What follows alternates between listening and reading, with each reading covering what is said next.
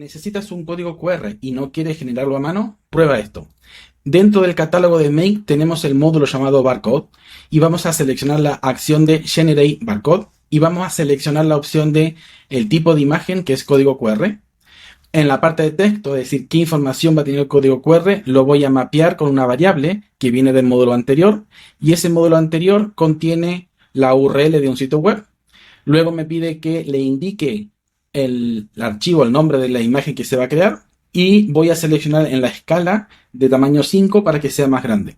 Una vez que este módulo se ejecute, vamos a recibir el archivo y lo voy a subir dentro de una carpeta en Google Drive. Para esto tengo el módulo de Google Drive con la acción de subir un archivo. Configuro mi cuenta, le digo en qué directorio lo voy a guardar y le indico que el archivo que va a subir es el archivo que acaba de generarse en el módulo anterior. Si yo ejecuto este escenario, podemos ver que esta es la URL, luego vemos que el módulo del código QR lo acaba de generar y ya se ha subido justamente el archivo en mi cuenta de Google Drive. Así queda el QR listo para usar en cualquiera de tus documentos. Sígueme para más tips de Make.